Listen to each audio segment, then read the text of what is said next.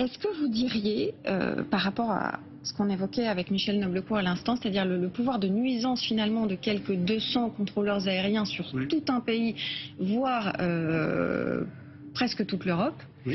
Est-ce que trop c'est trop? On se souvient que l'année dernière déjà pour les JO 2024 il avait fallu signer des accords de trêve olympique. Est-ce que c'est trop?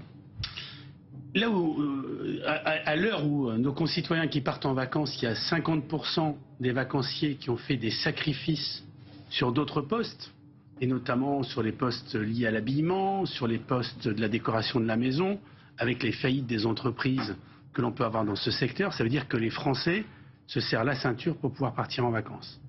Et bien évidemment, faire une grève, avoir un pouvoir de nuisance, mais quand on a des contrôleurs aériens qui travaillent 32 heures par semaine, qui ont la retraite 3 ans avant les autres, qui ont 80 000 € de revenus moyens par an, qui ont sur leurs 32 heures 25% de temps de pause et qui font grève parce qu'on leur demande de pointer et qui est issu aussi d'un problème de sécurité parce qu'il y avait eu des incidents, on peut se poser la question, effectivement, est-ce que les intérêts d'une minorité, des intérêts disproportionnés, justifient le blocage et des centaines de millions d'euros de pertes, mais aussi un impact sur le moral de la plupart de ces vacanciers.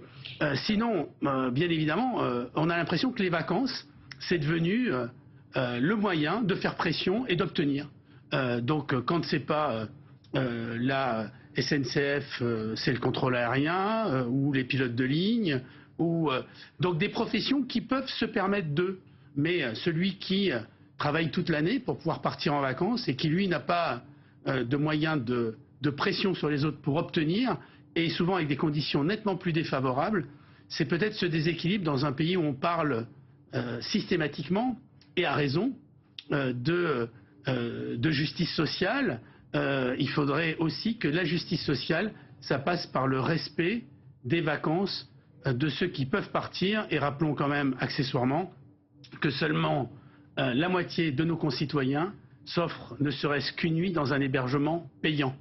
Et donc là, face à quand on a 1815 € de budget pour une famille de 4 personnes quand on part en vacances, 3200 € quand on part à l'étranger, et qu'on voit des professions avec des gens qui se plaignent en ayant 80 000 € de revenus moyens, à minima, ça pose question. Michel Noblecourt, vous êtes d'accord avec Didier Arinault? Il y a une forme d'injustice ou à tout le moins de déséquilibre social dans la grève aujourd'hui des contrôleurs aériens? Oui, tout à fait. Oui, je partage assez largement ce qui vient d'être dit.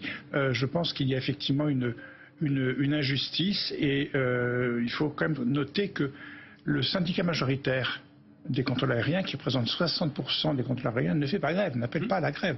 Donc on a... Oui, on est à moins de 20% des effectifs. On est à peu près, oui, les chiffres varient, de 20 à 25% des effectifs qui sont en grève, 272 contrôleurs aériens. J'ai calculé, ça fait 19 et quelques pourcents. Donc c'est moins d'un sur voilà, donc on est sur un pourcentage très faible, mais effectivement, comme on le disait, on fait grève pour... exercer un pouvoir de nuisance. Donc effectivement, les départs en vacances sont le moment le plus favorable pour lancer des grèves. On l'a vu à la SNCF à plusieurs reprises. On l'a déjà vu chez les contrôleurs aériens. C'est pas la première fois qu'il y a une grève de contrôleurs aériens. Et donc effectivement, ça nuit, ça gêne. Mais encore une fois, quelles sont les victimes? Le secteur du tourisme, les compagnies aériennes et les Français qui veulent, et les étrangers qui sont pénalisés aussi, qui veulent partir en vacances, qui ont prévu de longue date leurs vacances, qui ont un budget pour ces vacances. Donc effectivement, moi je considère que c'est une grève qui est largement injustifiée. Didier Arinault, c'est pas évidemment la première grève des contrôleurs aériens. J'imagine que vous avez un peu de recul, un peu de statistiques sur ce que ça peut peser, une grève comme celle-là, au jour le jour, sur le secteur du tourisme. Est-ce qu'on a des chiffres, des exemples très concrets des répercussions de cette grève sur une agence de voyage, sur des organisateurs Alors, il ne faut pas surestimer non plus l'impact pour le secteur. C'est un impact pour les compagnies aériennes, ça c'est une évidence, puisqu'elles sont obligées de loger ces clients qui ne peuvent pas voyager. Ça a un impact, mais plutôt limité, sur les hébergeurs, parce que bien évidemment, si on prend une destination comme Nice, il y a ceux qui ne peuvent pas aller à Nice, mais il y a ceux qui étant déjà dans les hébergements niçois, ne peuvent pas partir, donc reste une nuit de plus. Donc c'est plutôt, ça compense à peu près, pas totalement. C'est un travail supplémentaire pour les agences de voyage, bien évidemment, puisqu'elles sont obligées de trouver des solutions à leurs clients. Elles sont appelées, mais c'est un surcroît de travail, donc forcément une perte, mais ça n'est pas non plus considérable. Non, c'est plutôt problématique pour les vacanciers, pour nos concitoyens, pour le vivre ensemble, pour le respect des autres, tout simplement. Et à certains moments, plus personne dans notre pays n'accepte de se dire qu'il est un peu privilégié. Ok, les contrôleurs aériens ont fait des études pour ça. Ok, ils disent qu'ils ont un métier stressant. Alors, ils ont un métier stressant, mais dans l'argument et qui est presque ubuesque, des syndicats, ils nous disent « Ah oui, mais le fait d'avoir une pointeuse, ça va nous stresser, ça va mettre en danger le contrôleur aérien. » On prend les gens pour des idiots, enfin, il ne faut pas dire n'importe quoi. Donc, véritablement, on est dans des intérêts corporatistes purs et durs, et je trouve que, y compris d'ailleurs lorsqu'il s'agit de dénoncer les intérêts corporatistes des professions du tourisme sur d'autres sujets, je pense qu'à un moment donné, il faut dire les choses telles qu'elles sont et ne pas faire semblant.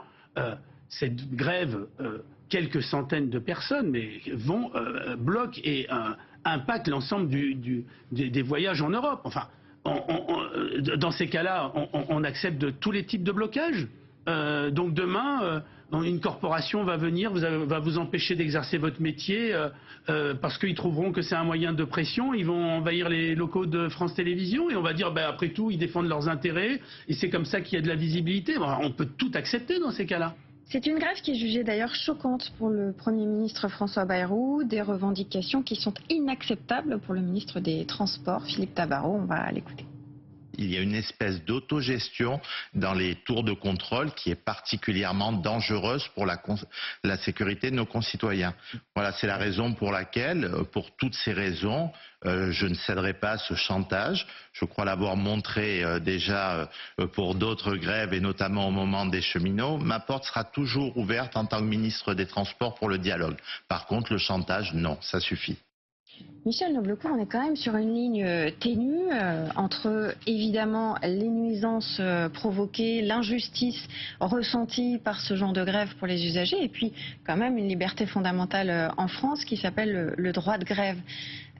C'est un droit de grève, ils ont le droit de grève et certains pourraient même dire oui mais ils font ça, bon il y a l'histoire de la pointeuse mais il y a aussi le fait qu'ils sont en sous-effectif, qu'ils réclament davantage de bras et de moyens pour leur profession, c'est une manière de faire avancer la cause, peuvent-ils dire. Enfin, la pointeuse elle a été instaurée à la suite d'un incident grave qui s'est produit à Bordeaux, donc où il a failli avoir effectivement des... On s'est aperçu que 3 contrôleurs aériens sur 6 qui étaient censés être en place ce jour-là donc elle a une justification. Voilà. Après le droit de grève est un droit constitutionnel tout à fait légitime, il ne s'agit pas de le remettre en cause, d'autant que le droit de grève est encadré pour certaines professions et donc effectivement les contrôleurs aériens par exemple, ils doivent déclarer qu'ils vont faire grève.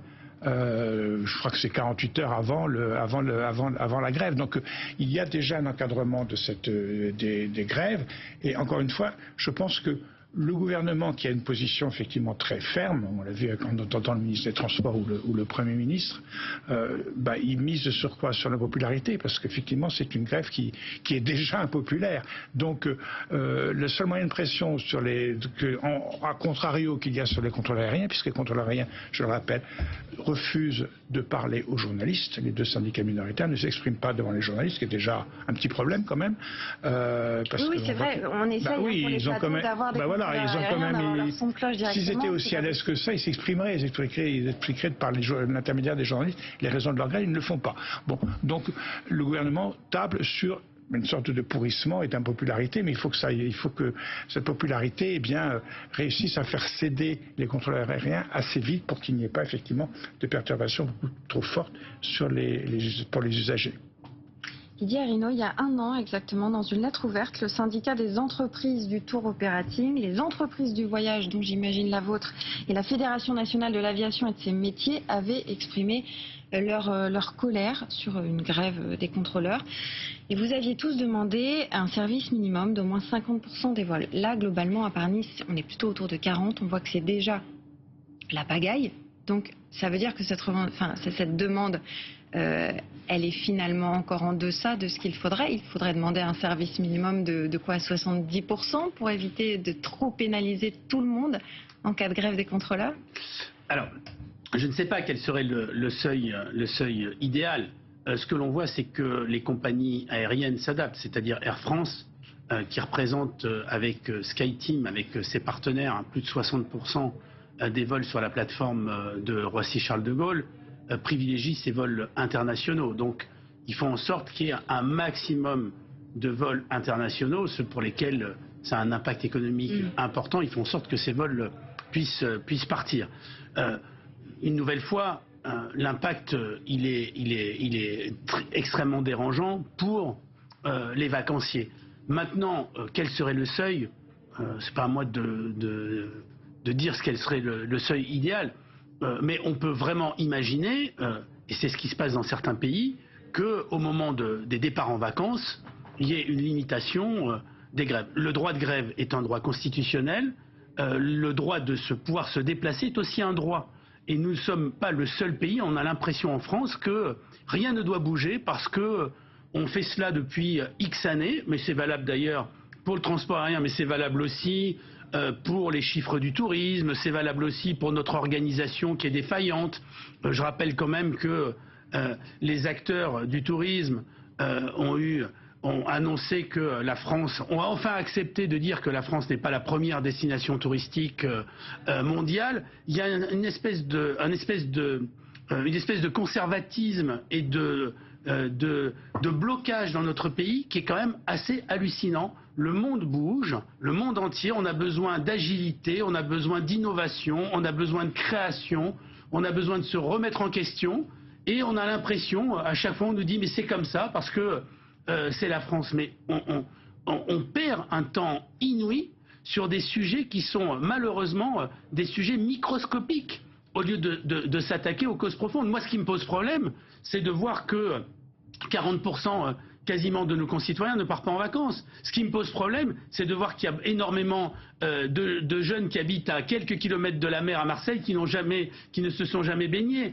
Ce qui me pose problème, c'est de voir que on perd de la compétitivité de la destination France par rapport à d'autres destinations européennes. Ce qui me pose problème, c'est qu'on génère de contraintes sur le transport aérien notamment, et qu'à chaque fois on se tire des balles dans le pied. Ce genre de problème n'aide pas l'image de la France d'ailleurs. Ça n'aide pas l'image de la France. On sort de Jeux Olympiques réussis malgré une communication absolument déplorable en amont, où on nous avait expliqué que ça serait la catastrophe, qu'on ne pourrait pas visiter Paris, que le chantier ne serait pas terminé, avec des doubles discours. Et donc tout cela, c'est véritablement ça le problème, et pas les petits intérêts d'une profession privilégiée pour que quelques centaines, qui refusent d'ailleurs de s'exprimer parce qu'ils ont un petit peu honte quand même de leurs revendications, je pense que c'est ça le fond du problème, et ils ne veulent pas affronter les questions des journalistes parce qu'ils ne se sentent pas à l'aise.